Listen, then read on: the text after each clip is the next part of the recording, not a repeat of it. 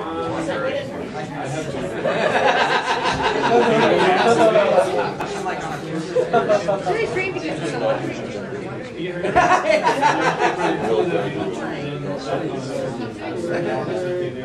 right, let's resume since we're so far behind schedule now.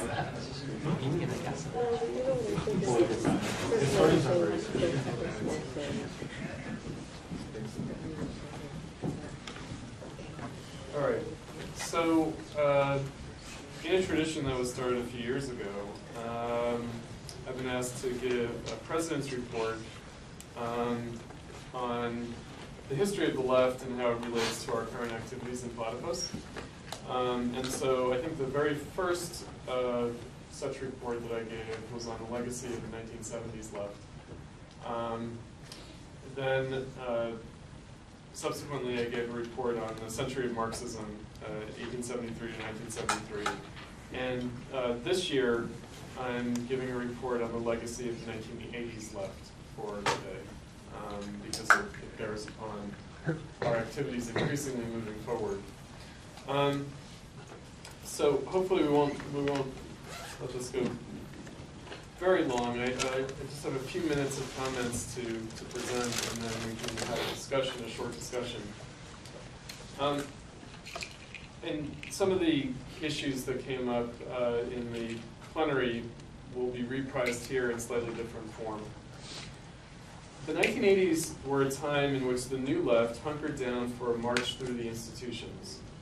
After the failure of the countercultural revolution in 1968 and the economic crisis of the 1970s to transform society in emancipatory directions. These institutions included both academic higher education and the labor movement, as well as other civil society non-governmental organizations, so-called. In some cases, it also meant joining the mainstream political parties, attempting to transform them from within. What this meant was a disintegration of the left into two things: activism, attempting to be the most militant participants in, and thus leadership of, or at least a left pole of attraction for, various social and political movements, and two, academicism, attempting to reproduce and perpetuate the radicalization of students through posing and participating in higher education as a permanent counterculture. And so after the 60s, because of the student revolts of the 60s, then that generation joined academia to try to sort of make academia a permanent counterculture. And you see that all the way to the present. The former, as well as the latter, however, meant the institutionalization of the left, but not as a form of political organization, but as a permanently organized anti-politics. An institutionalization of the liquidation of politics that had already taken place prior to the 1960s. What C. Wright Mills, among others, had decried as the death of ideology. Adorno warned of the brutal practicism and the instrumentalization of theory, what he considered the long playing out of the aftermath of the 1930s to 40s in terms that were similar to Mills. After the 1980s, this has become wholly naturalized, almost entirely invisible to later generations. Indeed, it is only visible, as it had been already to Mills and Adorno in the 50s and 60s, by contrasting the present with history. Where Mills, no less than Adorno, clearly discerned the missing element in terms of Marx, Lenin, and Luxemburg, our present further distance means that we cannot clearly discern this phenomenon as even a liberal like Mills could, and not only Marxists such as Adorno did.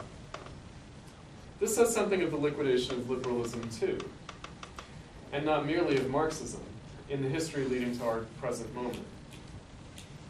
So the liberal vocations of both civic activism and education, both non-state phenomena of the bourgeois public sphere, stand in serious doubt today.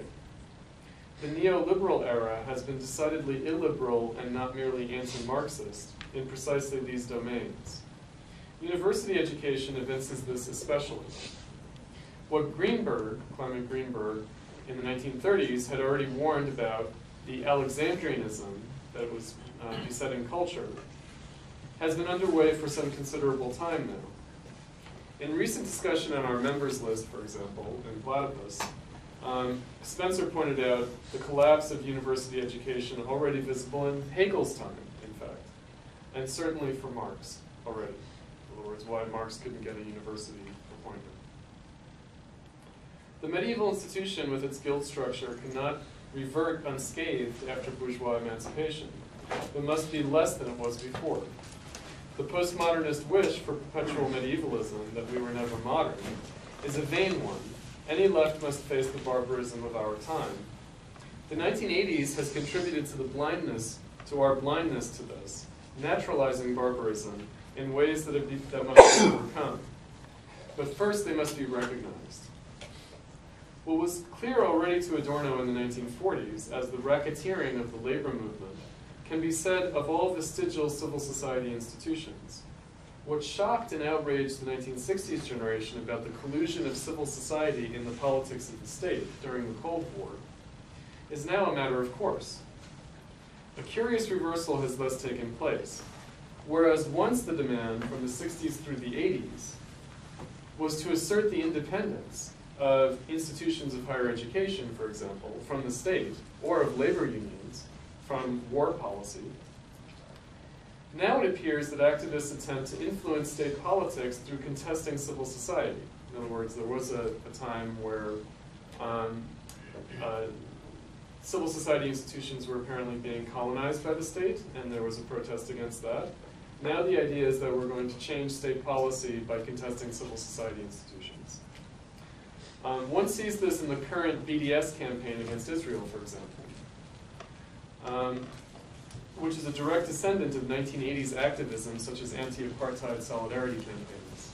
In other words, you get divestment of universities from corporations that have stock in South Africa as a way of contesting politics. And this carries over in the present in the BDS campaign against Israel.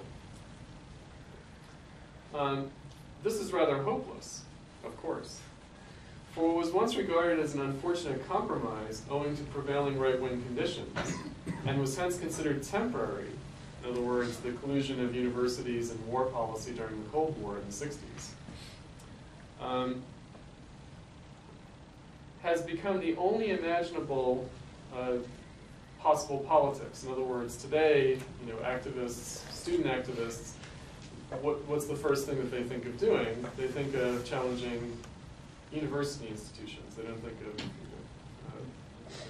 what can we do at our university, organize the workers at our university, etc., as a way of affecting the larger society. And this is conceived as a permanent condition. Academic leftism has rendered not only the academic supposedly left, but has made the left academic, in both senses of the term. Ideology is entirely superfluous, and so what Mills warned about the end of ideology, being the end of politics, has only come true in ways he could have scarcely imagined himself. The New Left didn't reverse this trend, as Mills may have hoped, but rather institutionalized it. So on the one hand, for example, I'll just raise this, the university is a permanent counterculture in society, where it's been turned into this permanent campaign of the left, university culture. On the other hand, academic inquiry and research is supposed to be non-ideological. It's supposed to be utterly non-ideological in a way that people in the 50s and 60s would have considered it to be impossible for that to be the case. Right, so we have this kind of schizophrenia where academia is a permanent counterculture, but it's supposed to be non-ideological in a way that hitherto no preceding generations of academics would have ever assumed that academia could have been so non-ideological. The labor movement, another side of this institutionalization and march through the institutions, the labor movement itself has long been condemned to acting merely in its own self-interest as a form of social corporatism. It is almost entirely on the defensive in its struggles in the last 4 decades. And this permanent defense campaign has contributed to the sense in the larger society that the labor movement only acts in its own self-interest. So what happened in the 1980s that has led to the present impasse? In other words, what took place in the 1980s that contributed to this naturalization of this trend? Not only did 1968 not bring revolution, but brought Nixon instead, so the 1970s did not bring about the deepening radicalization of society, owing to the crisis of both the counterculture and the economy, but rather brought about Reagan and Thatcher. Elsewhere, where it appeared to issue into an institutionalization of the left, it actually brought about a more obscure and hence pernicious right-wing development. For instance, Mitterrand's Socialist Party in France in the 1980s, in which many new leftists joined up. In the US, many former new leftists joined up in the Democratic Party, and actually a good number of them also joined the Republican Party. For instance, Eldridge Cleaver, Black Panther Party. And not only him. Also seeking to ostensibly transform it from within. They did transform the Democratic Party from within, and the Republican Party from within, and the Socialist Party in France from within. But they did so as a function of neoliberalism. Not the resistance to it that they themselves had imagined it to be, but rather through multiculturalism, etc., updating the long-standing ethnic political machine racket of the Democratic Party, for example. The Republicans will catch up. The Republicans will catch up, yes, the Republicans will catch up. The second Cold War of the 1980s was experienced by the 1960s generation as a return of McCarthyism, back to the 50s. But this allibied their own adaptation to prevailing society, their own right-wing tendencies. Already by 1979, the post-60s left had adapted to the right in significant and today well-entrenched ways. Support for the Islamic Revolution in Iran, as well as opposition to the Soviet intervention in Afghanistan, as cause célèbre of the time, was accompanied by less stark representations of the politically right-wing tendencies, such as the support for African nationalism in the anti-apartheid struggle, today cruelly exposed for what it was, not only with Robert Mugabe in Zimbabwe, but in South Africa itself. And indeed, in the Central American Solidarity movement facilitated by enthusiasm for liberation theology. It's also a circa 1980s phenomenon. Those coming of age, according to the left in the 1980s, faced an academic as well as political culture well defined by two figures that had started out as contrasting each other in the late 60s and early 70s, Noam Chomsky and Michel Foucault. There's a famous debate between Chomsky and Foucault. The 1980s rather reconciled them. In other words, it wasn't Chomsky or Foucault, it was rather Chomsky plus Foucault. It's a curious reversal that took place. And the 1980s reconciled them not in terms of their own thought, but rather in their reception, as an ideolated version of a kind of sub-anarchism, as well as a taste for the abject suffering, united them in the imagination of the 1980s. But in academic and bohemian intellectual culture, today, it has gone far beyond these venerable standard bearers. Indeed, it only gets worse, with Giorgio Agamben's Homo Sacer, and the collapse of Althusserian materialism into Badiou's anarchic equality and neo-scholastic ontology, and a second wind for Deleuze's Spinozism, etc. What would have been ruled as far afoul of Marxism in any form previously, by the 1980s had become incorporated into ostensible Marxism itself, both for activists as well as for academics. In other words, that this kind of prevailing ethos is not just an academic thing, but it's also what activists themselves read and understand their own activity to be part of. This was not merely a matter of intellectual currents, however, but of practical politics as well.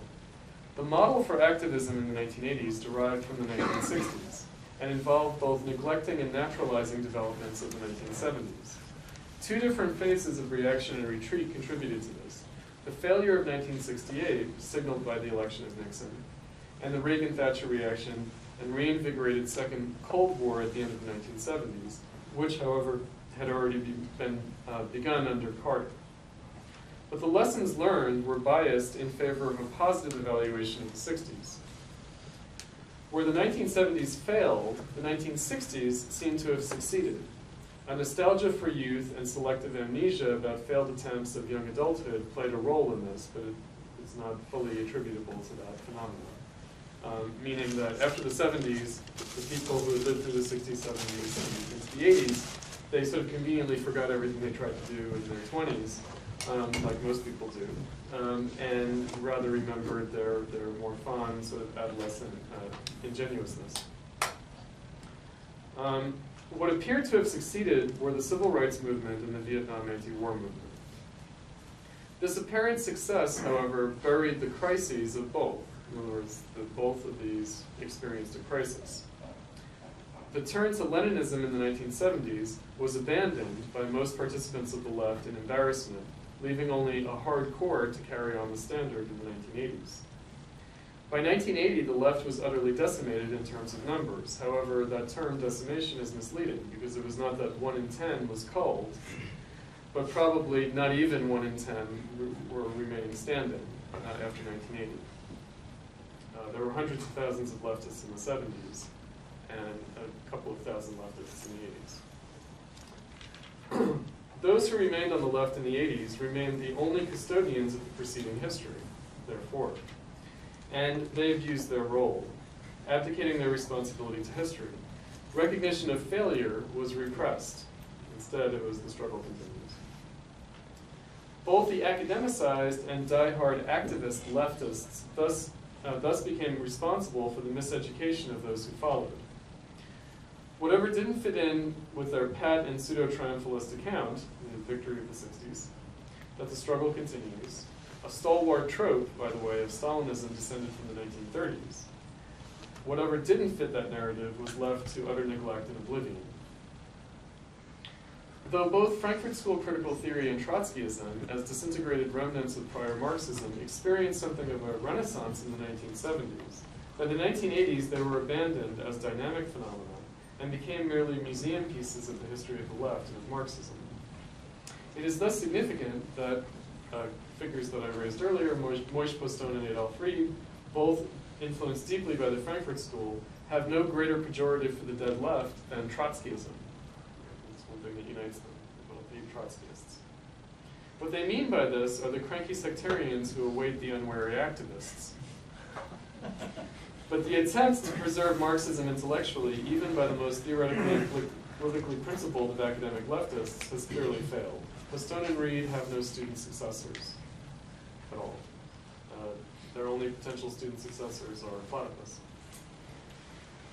Only Platypus can claim their pedagogy at a political level, and therefore at an intellectual level, and nonetheless we must alter it significantly to give it any potential purchase in the present and the future. It's also significant that although Postone and Reed are generationally of the cohort of the 60s, as academics, they're really products of the 1980s academic culture. In other words, they sort of spent the 70s kind of studying and doing activism, and then they really only joined academia in the 80s. They kind of joined academia late. The 1980s generation and its selective canonization and amnesia of the problems of the 1960s new left, the unovercome, untranscended horizons of the crisis of the 60s, will be the actual gravediggers of the left and of Marxism and its history that the new left had only wished to be. Right? In other words, whereas the new left, the 60s new left, had engaged in an Oedipal struggle against the old left and against the history of the left and against Marxism, they didn't actually bury it, but rather had to sort of conjure it forth in order to struggle with it in a way that the 80s generation, in its canonization and selective amnesia about the 60s, will actually bury the earlier history. That is, if Platypus doesn't prevent it.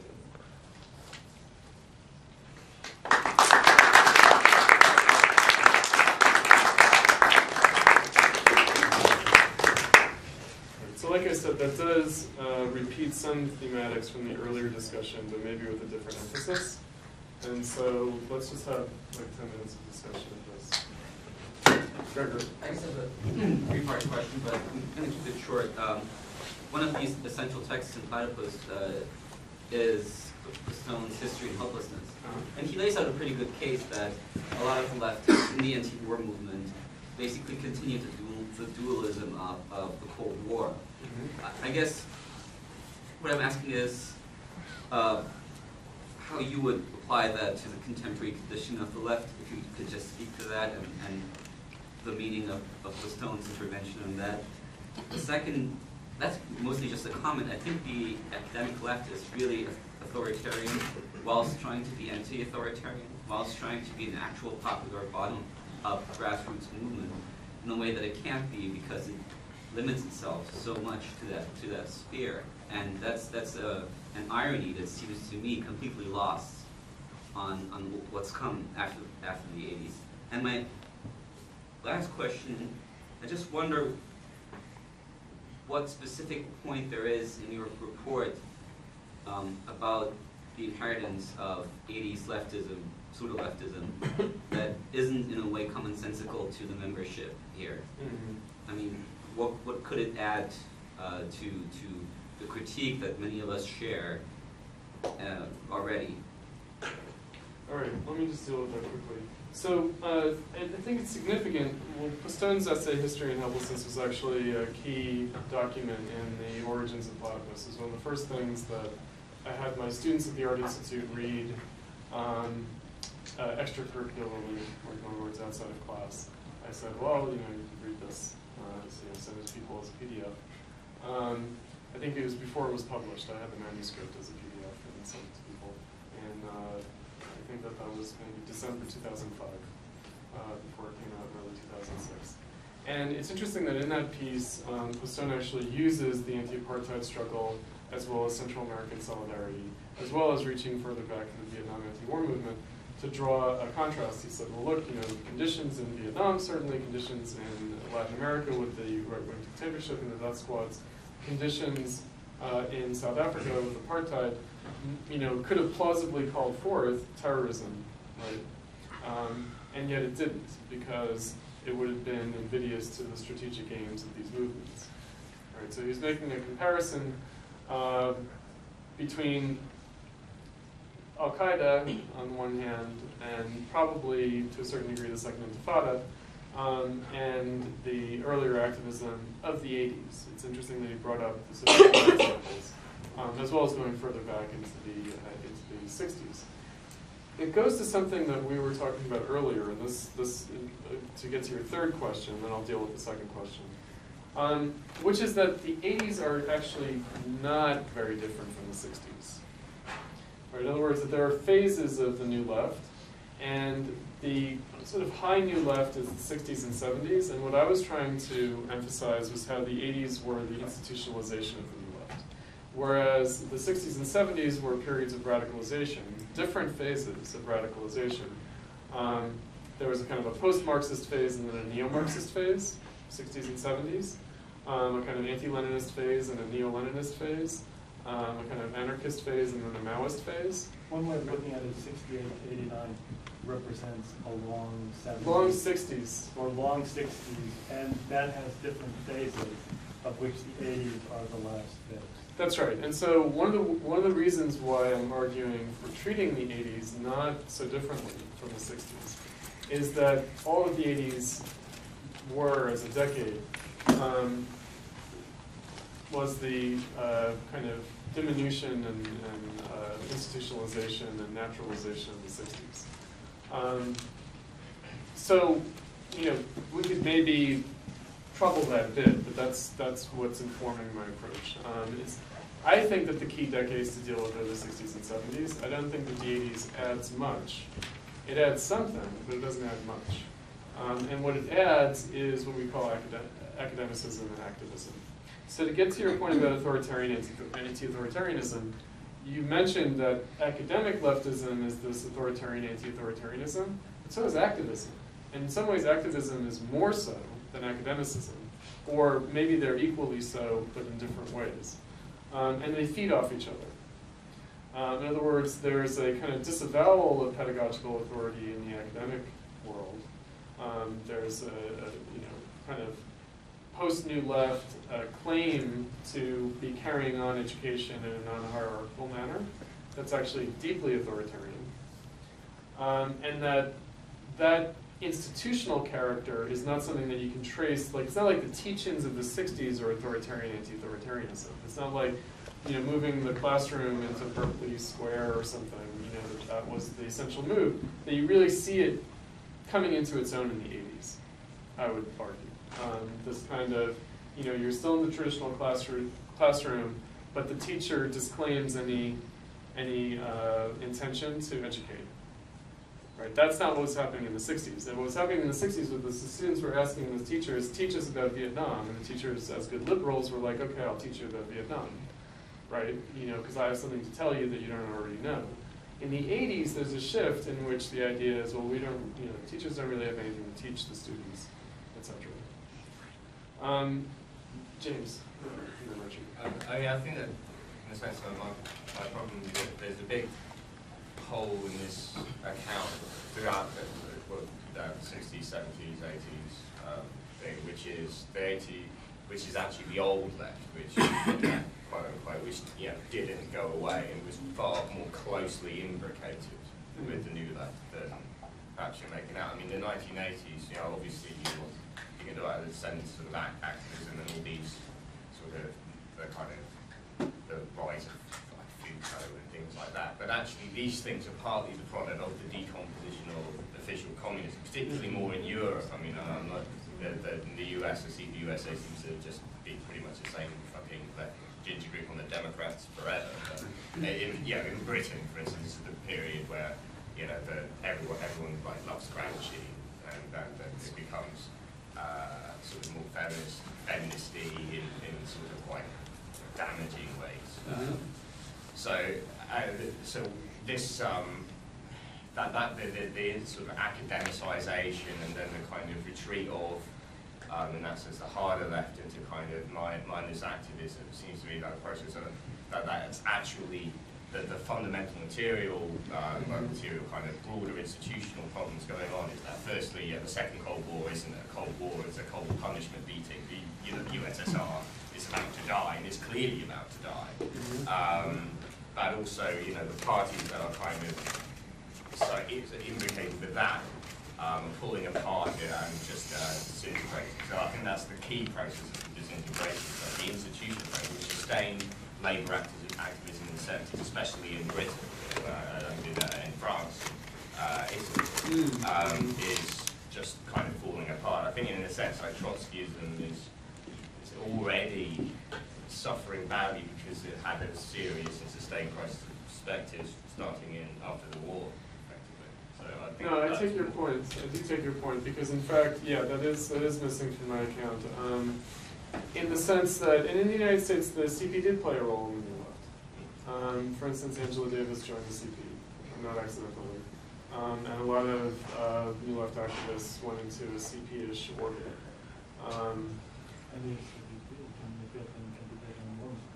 If we characterize, right, but I think James is trying to characterize it. The SWP in the United States is old left. Obviously, it's a 30s formation. Trotskyism. There's new left Trotskyism and old left Trotskyism, and new left Trotskyism would be like the Cliffites, and old left Trotskyism would be the SWP. But maybe then the point would be recognizing how the 80s still embodies the Popular Front. Right, and so certainly Central American solidarity, South African solidarity is Popular Front politics, definitely. What I'd argue is that Popular Front politics, and maybe in some ways this is different, although I'd say that there are important expressions of this in the United States as well, and I'm actually less familiar with the role of official communism in the British labor movement, like I really don't know anything about that. I think of like 70s laborism as like a new left, kind of multicultural like laborism. That all came out of the CP. Basically. Oh, it came out of... Yeah, it was the Euro-communism. Oh, so I didn't realize that. Okay, so that's definitely a hole in my knowledge. I thought that sort of came more strictly new lefty, like Stuart Hall, like that kind of scene. Yeah, but these people were in the orbit of CP. Okay, all right, now that makes sense. So Popular Front politics, I mean, what I was going to say about the United States, about activism, and how the whole notion of activism is transformed in this period, also affects the labor movement. Right? In other words, if there's a crisis of the labor movement starting in the 70s, that is institutionally naturalized by the 1980s. So the degree to which again, the New Left generation does a march through the institutions, like first disdains of the labor movement and then joins the labor movement and tries to transform it from within, that they actually provide the ideological rationalization for the permanent defensive position of the labor movement once they join up. That the militancy of the 70s fades into this defensive struggle and that it's mediated through a kind of New Left consciousness. And I would say that that popular front imagination does play a role there. Like, I think that that is the sort of long history. I mean, what we would say is that the New Left never overcame the Old Left with respect to the popular front imagination. That what they did was update the popular front imagination rather than overcome it. Yeah, first of all, I thought, Gregor, your response of what here is not obvious is interesting. Because I actually was the person who pushed this to the 80s. And the reason I pushed for it was that I thought that one had to look at what was obvious and the background for what we're stuck in to think about it. So in other words, Objectify it in some way. right, to objectify it and to create a sense of critical distance. So I think that that's somewhat of the motivation. The other thing is, I mean, in response to James, I think that the United States in some respects represents an ideal type of a universal social transformation. And that while there are differences between the United States and Europe, in some ways Europe being behind the general curve because Europe's of the catching up with the United States. greater, right? And so I think that the overall framework, the third point I want to make, and this goes into the specific one, is in a way, you know, there was this trinity of dates, 79, 89, 99. 99 was mentioned in Seattle. But 79 and 89 represent two different aspects of the memory of how the left, how the 80s are conceived. I mentioned the significance of 1989, which is an old left conception of the centrality of the Soviet Union. Now, in the dominant left narrative of the 80s, the turning point is really earlier. It's the late 70s, early 80s. It's Thatcher, Reagan, it's neoliberalism, right? So, and I mean, when you said like everybody in the 80s knew the Soviet Union was on its last leg, I mean, this is like a weird artifact of memory that all across the ideological spectrum, somehow people have managed to convince themselves that people sort of anticipated the collapse of the Soviet Union. I think very few people anywhere in the ideological spectrum really... That might be our own generational blindness, though, Richard, because... well, Richard Nixon did. He was right. Kissinger. And Kissinger. But like in general, I think... Well, Gorbachev is later, though. But the real question is, what did the Soviet Union look like from the standpoint of Yuri Andropov or something like right, that? but okay, but what I'm saying in terms of the question of memory, and this goes to another point which I would like Chris to add. One of the things that, in terms of the history of the old left, that I think has to be distinguished is that Maoism, as a phenomenon of the new left, facilitated this 80s orientation much more than Trotskyism. There's a way in which Trotskyism, which informed a mid-century consciousness, was peculiarly ill-adapted to a late 20th century. So Trotskyists would sort of adapt themselves in ways to the new left, often unsuccessfully. Maoism was largely a product of the new left. It was the new more left successful. becoming serious. And even though Maoism in its official form disappeared first, a kind of Maoist influence sensibility, and a lot of people have done a lot of scholarship on this, I think influenced the 80s much more than has been given credit. And I think that's true in Europe too. And I think that the point about Foucault and Chomsky is really interesting because Did the Maoists join Mitterrand's Socialist Party? some did. Trotskyists did. I mean, people all over the spectrum did. But I think that the question is, like, why did Foucault and Chomsky coexist in a certain culture? Because, and the reason is that on the one hand, they offered opposite things. They offered, they offered both a retreat from Marx without seeming to be unradical. Foucault offered what seemed to be a radical critique not merely of society, but of sort of all knowledge and regimes of knowledge, in other words. And Chomsky, on the other hand, is almost the opposite. It's sort of this apparent, very simplified, old-fashioned Enlightenment rationalism. And one of the peculiar themes that you find in terms of sort of the academic left is it's a highly ambivalent relationship to the problem of the Enlightenment rationality.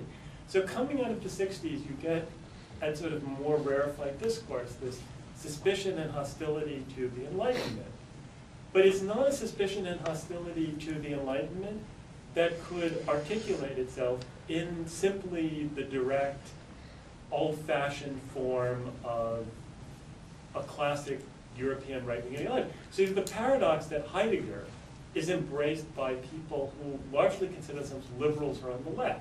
It's not American conservatives who embraced Heidegger. It was obviously a deeply right-wing thinker by any ordinary rational standard. It's people who think of themselves as liberals on the left. And that's a phenomenon that only would have been possible after the 60s. Right? Right. It would not have happened in the 40s and 50s that liberals would have embraced Heidegger. And, Arendt. well, Arendt, but she was German. Nice. Now let me just say something about postmodernism. I left postmodernism out of account because I think that postmodernism both is and is not a phenomenon of the left. Meaning, I would, for the purposes of what I'm trying to present, differentiate academic leftism from postmodernism, even though they tend to collude. Because I think that Foucault is some kind of Heideggerian, opinionator, but he's not just that in the way that, I don't know, Derrida might just be that. And so I was emphasizing something a little bit different. I was leaving aside the question of postmodernism because really then one would have to get into the counterculture. In other words, how much was the 60s counterculture kind of right-wing? How much of the 60s counterculture was already Heideggerian in that respect? I'm leaving that aside. Rather, I'm thinking of like what we're dealing with students, right? This is like a Platypus perspectives kind of talk rather than a global talk about the 80s, because we can talk about all sorts of things about the 80s. But in terms of what we deal with, in terms of our engagements on the left, part of the nature of our project, because we're operating on campuses, is that we're dealing with institutionalized left. In the sense that the leftists who are institutionalized by becoming professors, rather than institutionalized in the sense of Jack Nicholson and One Flew Over the Cuckoo's Nest. Although, obviously there's some similarity. And in that respect, right, people have adopted postmodernism and Heideggerian postmodernism as part of this counterculture radicalism on campus, like this idea that that somehow radical values are being preserved in academic institutions.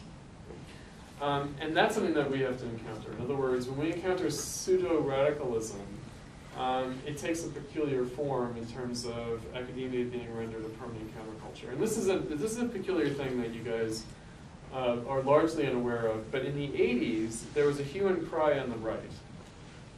There was Alan Bloom's Closing of the American Mind. Right, there was a hue and cry about this move by the left to join academia. And so there was an attempt, an unsuccessful attempt, it should be pointed out. There was an attempt to carry out a McCarthyite witch hunt and purge of academia in the 80s. In other words, once Reagan was elected, the idea was, well, Reagan, when he was governor of California, he went after Marcuse and Angela Davis. And so now that he's president, can't we go after all these academic leftists? It didn't happen. But there was a hue and cry about it. And all that means is that it was once noticeable. Right? It was once noticeable that academia had been taken over by these hippies. Now it's not noticeable. Right? Because we just take it for granted. And of course, academia is a leftist institution, or it's a liberal-ish institution. That would never have been considered the case prior to the 60s, but also not prior to the 80s. Like in the 70s, academia would not yet have been taken for granted to be a leftish space. It would have been a site of contestation, but it would have been a space that would have been assumed to be controlled by the Cold War state. In the 80s, the idea is, no, it's asserted its independence from the Cold War state. Can I follow up one point you made, which is you made the point about, like in the 80s, the apparent victory and crisis of the civil rights movement and the anti-Vietnam War movement. And I think one of the things that is interesting in terms of the trajectory of those two is that on the one hand, now we live in the age of Obama as president. So in some sense, the civil rights movement, not in terms of overall social equality, but in terms of formal structures of discrimination, has to be seen as victorious. Whereas we also live in the age of permanent warfare, third world wars, with like effectively no peace movement that has any grasp, and people just take that for granted. And I think that trajectory was still not obvious in the 80s. And I think that one of the things that has happened is that many of the social liberal aspects of the 60s have become increasingly naturalized. I mean, you know, it's sort of like, you think about things like gay marriage, which wasn't even really on the radar in the 80s, and now it's like on the verge of becoming completely natural. So I think that there was still like a sense of sort of the counterculture or certain type of liberal social values. I mean, even the discourse around race, I'm thinking about like the late 80s, early 90s, like Crown Heights, you know, rap music bursting on the scene. I think that there was still like some sense that certain values were in conflict in ways that certain problems have been naturalized and shifted. Definitely, definitely. So Ben and Dario. Sorry, I missed the report because I was working on something for our internal meeting, so forgive me if I'm kind of covering stuff that's already been spoken about. But I wanted to ask, well, two questions. I mean, this kind of entry of the kind of new left into the naturalization of the new left into the academy, the degree to which that's a kind of 80s exclusive phenomenon, if it's not really happening also in the 70s in the form of like black studies programs and women's studies programs and the kind of like new social movements of the 60s kind of becoming, you know, taking up a kind of barracks in the academy. I mean, you think of like Rustin's kind of, you know, confrontation with that very issue. I think already in the 60s. Already in the late 60s. And how much that like kind of critique of Rustin would be really, you know, still pertinent in the way that the kind of you know, the academy becomes a kind of, you know, natural environment for the new left. This is what in I'd the say 80s. about that. I'd say that in the 60s and 70s there was a demand that there be a place on campus, right, for these things. Whereas in the 80s, the transition was made to not there being a place on campus, but rather this was what the campus was. Yeah.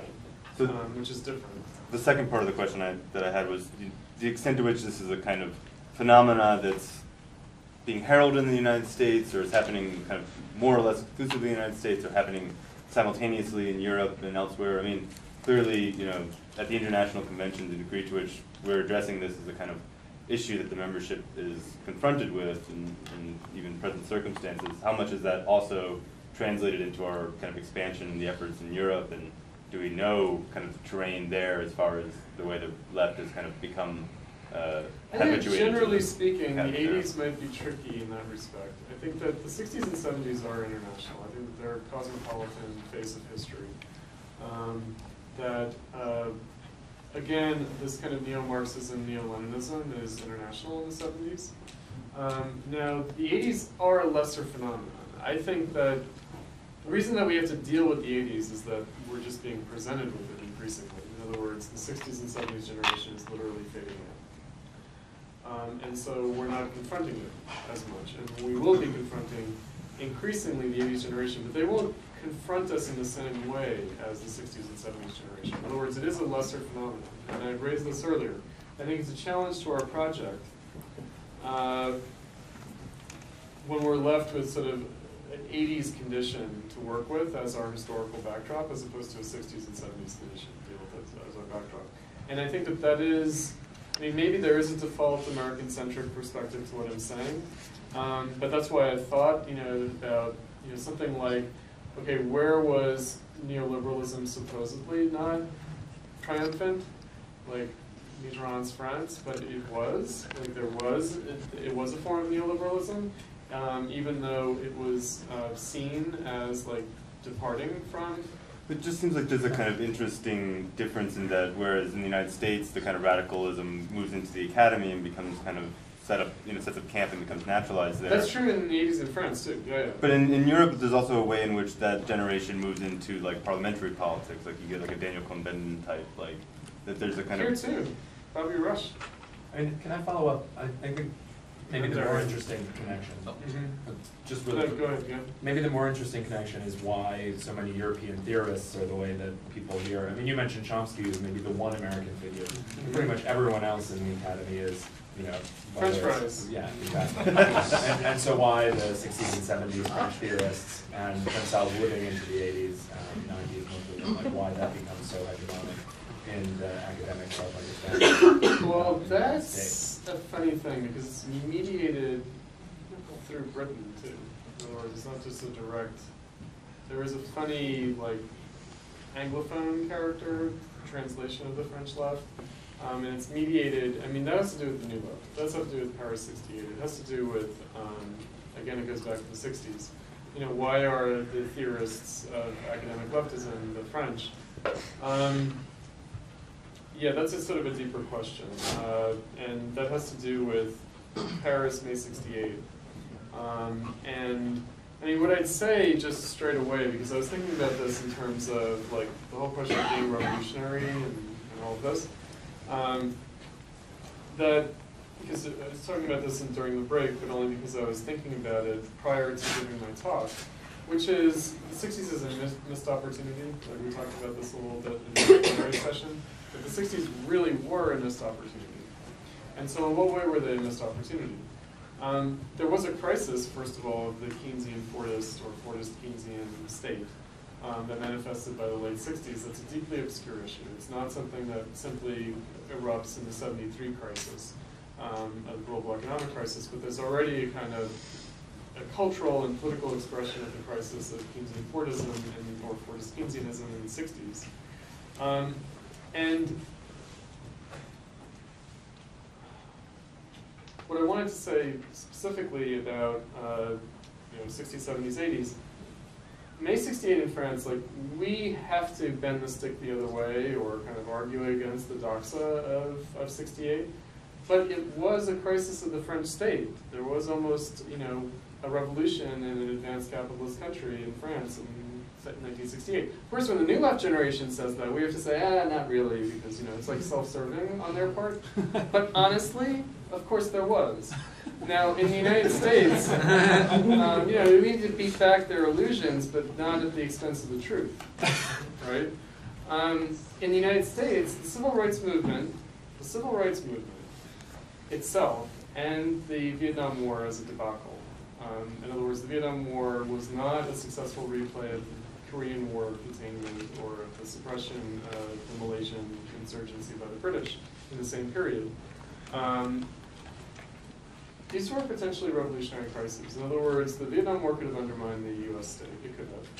And the civil rights movement certainly could have undermined American politics. And it was a crisis of the Democratic Party in particular during the period of the Democratic Party's hegemony.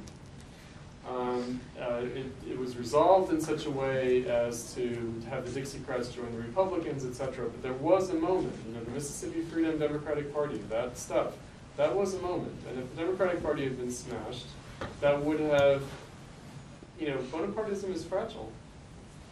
It would have potentially undermined the U.S. state. And so there were, revolutionary possibilities that we wouldn't want to overplay, but they existed. And they can't be chalked up to an economic crisis, like to the political economic crisis of capitalism traditionally understood. And that's why the neo-Marxist turn of the '60s had the character that it did, where they tried to get into the deeper structures of capital and this kind of thing. It was authentically motivated. It was real. Dario. So I was wondering if you can speak to two things which are interrelated. So James brought up the old left, and basically in the sense of the narrative that you have, you're underplaying the role that they played in this period. But I want you to speak to the actually existing socialist states and the role that they played, not only through like Moscow Gold funding of certain communist parties, but also in direct solidarity efforts. For instance, in the DDR, during the 1980s and the miners' strike in Britain, there was the official trade unions had drives to collect money to send over to the miners to help them in that strike, and efforts like this, and the phenomenon of, as the old union bosses in West Germany used to say, the DDR sat at the table with us. So the actual, simply the existence of the socialist East and the role that this played in the left politics in the West, and related to this, how the disintegration of the Soviet Union and the integration of a lot of the old parties into the new European left, of which things like D-Link directly and other formations like this in Europe are a direct product of. Because I think that there's, in this case, uniquely European experience where the situation is somewhat more complex in the U.S., which didn't exactly have that kind of element. Like there wasn't, Moscow wasn't, or the actually existing socialist state were not able to play the part that they did in the United States as they did in Europe. Okay. I think one of the things about the 70s and 80s is that one is speaking about chronological periods, but also types. So I pushed for the 80s because I'm not thinking just of a particular historical period, because I wanted to speak about a broader phenomenon. One of the things that happened, a simple way of doing this, is that the 70s lasted longer in Europe, in a way up to 89 in many places, than they did in the United States. And I guess Britain was closest to the United States of all the European countries. And a large part of that is the United States was a lot further from the Soviet Union, both geographically and politically, and that certain processes could happen here less impeded by the existence of the old left, by the Soviet Union, etc. And so everything you say about the existence of the Soviet Union, I all agree with, but I think like in retrospect, what we're focusing on is the term. It's the ways in which the 80s would have differed from the 70s, because those are what have lasted, rather than things that in many cases survived into the 80s. And I think part of the appeal of French theory actually had to do with the ways in which the French left was very different from the American left. And in some ways, because France was, I will almost say, more backward in terms of its historical trajectory, there are ways in which the American left could identify with that, but deluded itself into thinking that it was more advanced.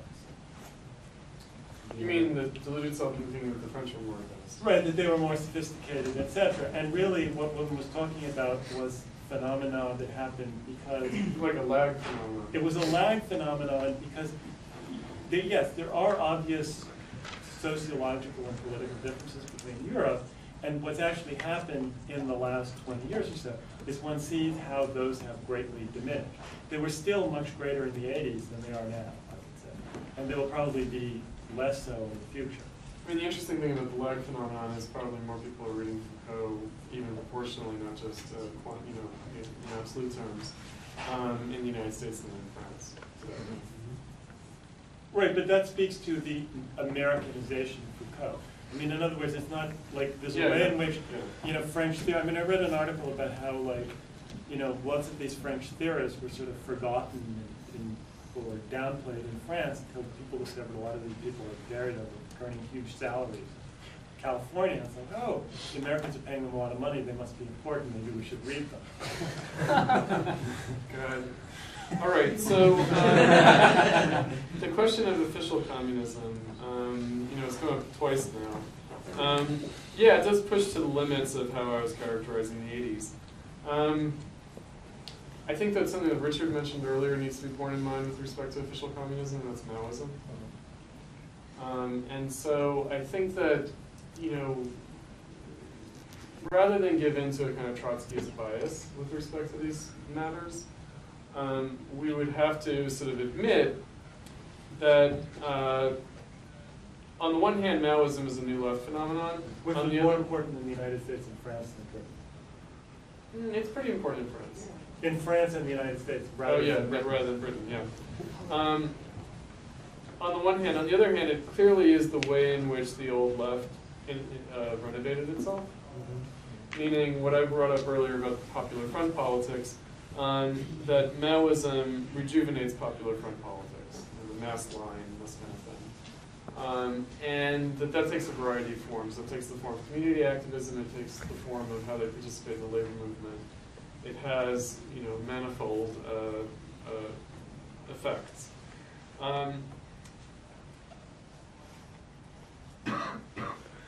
In terms of the actual effect of the existence of the Soviet Union and the Warsaw Pact, the East Bloc, in terms of social democratic or Euro-communist politics, Euro-communism is another tricky phenomenon. I feel like it's a vintage 70s phenomenon that carries over into the 80s, but it's really, has its energy in the 70s. It doesn't really have its energy in the 80s.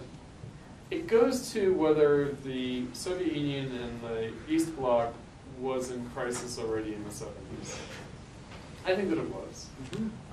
And so I think that needs to be taken into consideration. And that's where Maoism plays a peculiar role, because there's a way in which Maoism already acknowledges that.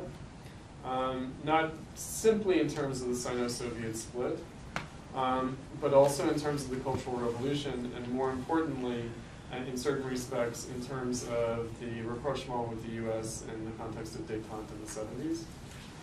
And so it's kind of a curious thing. In other words, in the 70s,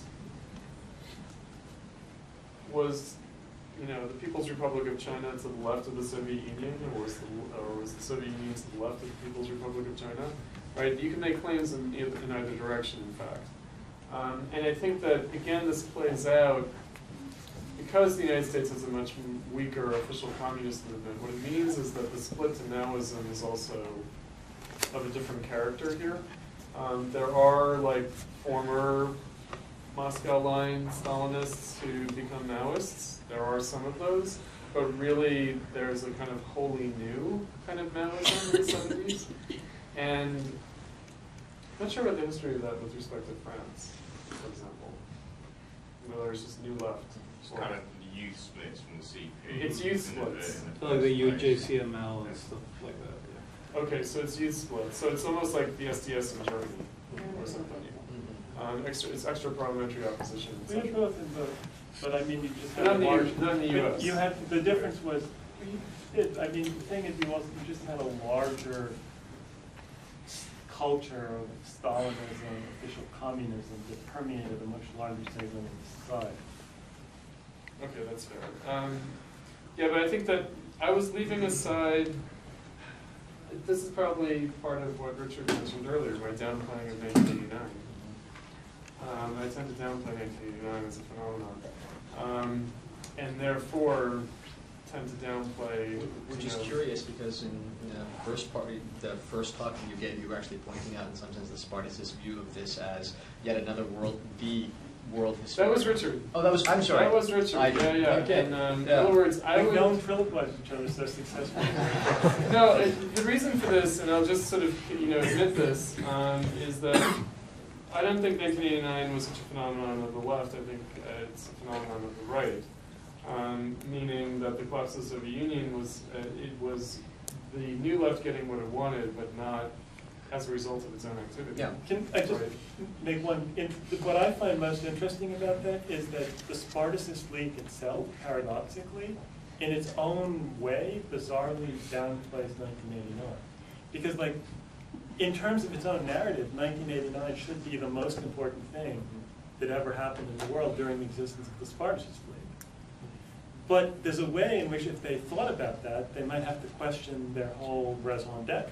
Because it represents what, in their own narrative, has to be an incredibly profound defeat, and yet they just kind of basically go on as though it's still the 80s. I mean, that's the weird thing about the Spartacus League, and that's why they have such a weird quality to them. that they don't acknowledge what, from their own theoretical perspective, Should have been huge. should have been huge. See, the reason that I avoid 89, and since the topic of my talk is the 80s, I suppose that I have to address 89. The reason that I avoid 89 is that I think that, and it's also the reason why the Cliffites are, we have like various sort of number one enemies. Right? On the one hand, the Cliffites are the number one enemy. On the other hand, maybe they're not. Maybe it's like endnotes and that kind of scene, right? Compensation theory, right? And so, but the degree to which the Cliffites are the number one enemy, then it has to be, we'd have to distinguish the idea that our project is facilitated by the collapse of the Soviet Union. In other words, that the collapse of the Soviet Union frees the world to be Marxist again, right? And this might be a difference, right? It might be a difference in our default sensibilities among us, sort of senior members. I like to think of Platypus as being facilitated by not the collapse of Stalinism, but rather the collapse of the New Left, which is a different thing. And I think that the crisis of the New Left, the long kind of dead hand of the New Left, kind of loosening its grip, right, is something that happens just when Platypus happens, meaning it's less than 10 years old. And it's the failure of the anti-war movement. In other words, why we saw the failure of the anti-war movement as an opportunity in a way that the Seattle failure, because it was a failure, was not an opportunity, is because it was the comeback of a certain kind of Marxism, and yet it was the clear failure of that kind of Marxism. And so I tend to downplay 89 because I don't want to think Platypus is facilitated by the collapse of Stalinism. I want to think that we're facilitated by a much more recent phenomenon. Cam? I guess I'll try to keep this short because we're running so far Yes. behind. And I'm also kind of wary of how to phrase this because I might sound like a fanatic trying to demonstrate the unconscious unity of his body when you don't know that there's a problem. But I'm going to do it anyhow, so I will.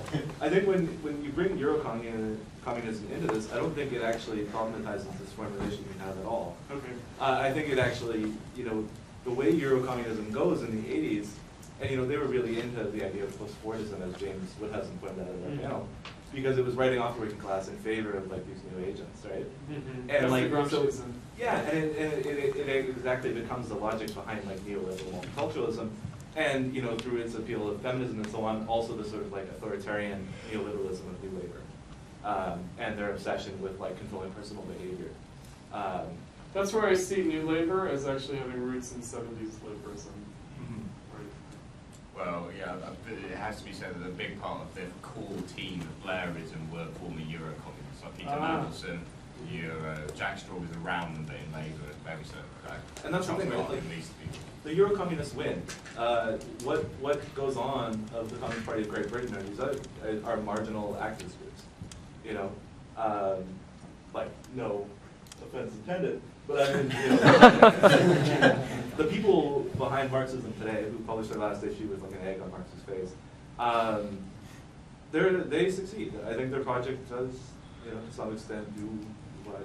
And that's an 80s, you would say. I would think so. Yeah, I mean, just clarification, Martin Jakes takes over editorship of Marxism Today in 1979, and that's the next 10 years is the high period of all this post-Fordism crisis. Nate, and then that'll be the last question. Sure. I mean, pretty short. I mean, just kind of like a comment. I mean, actually, in terms of throughout the talk, I was thinking a lot in terms of actually the panel last night, the closing plenaries. I mean, not so much in terms of what, might be sort of more external dimension of that, but the internal one. We have 360 generation people on Exactly. No, exactly. Like there was Aaron, because there was Aaron from Endnotes, Endnotes Collective, and then, Ginden, et cetera. And I mean, I felt that both what we were able to, the way that we were able to shake up Bronner and Ginden, and actually brought certain very insightful points out of them, was good and telling. And especially when like Ginden basically kind of like it was a good general point, but also kind of like I think like kind of like an implicit critique of Rashid, which was that, that like the problem of like pandering to the youth, which is how this like bad dynamic of activism and academicism plays out in the 80s. In other words, it's the new left, this kind of like older new left generation. Oh, the kids are all right. Oh yeah, seeding sort of. We definitely disagree. What's that? The kids are all right. Yeah. We definitely disagree. Right, and and I mean, it also to my mind really like hammered in the point where it's like we have like nothing to learn from like endnotes, unlike the older generations. Well, it's an interesting thing though, because I was telling because Richard was saying after the panel last night, Richard was saying that as much as he may have disagreed with Roger Rashi, Sam Jinden, and Stephen Eric Bronner, he still felt like he was speaking their language. Yeah. Whereas with Aaron, he felt like he didn't understand what he was talking about. And I was like, yeah, but that's the future. It is Right. our generation. Yeah. Yeah. Well, People in their 20s and Are early slightly 30s. older. it's older, Slightly. 90s. But that's also like Budgen and Bastios and like all these people in a certain sense. They're also Bastios is different. my age. Budgen's 10 years younger. Oh yeah, not yet, but like, right, not Bastios, but right. So like. I hate you know, to do this generational fetishism, but Right. it actually does matter. Yeah. I mean, it's really unfortunate that it matters, but it does. Because what it has to do with is just contingent factors, like what you happen to be exposed to at a certain age when you're still open to ideas, and then you just sort But of, also, who teaches you when you're an undergrad? Like, or the 80s generation. Can I ask a Yeah. question about, I mean, one of the things that's happened is that higher education, especially with academics, particularly in the United States and other people speak of Europe, has changed sociologically. The cost of education is becoming more elitist again, I mean, in many ways. And it's becoming more professionalized. So the question is, like, what is the long-term trajectory for any kind of academic left? Like in 10, 20 years, will I there don't be- think that our generation will sustain it. Like, in other words, I think that the 60s generation is also the last generation of academic leftists. That already our generation, the way it sustains academic leftism is already something wholly different. You get it in the Bastiles encounter. You don't get it so much with the Jody Dean. That's like a stranger phenomenon. But with Bastiles, where he's like, well, all these Marxists complain about Badiou not being a Marxist, but Badiou, says he's not a Marxist, and so what are you guys talking about, right?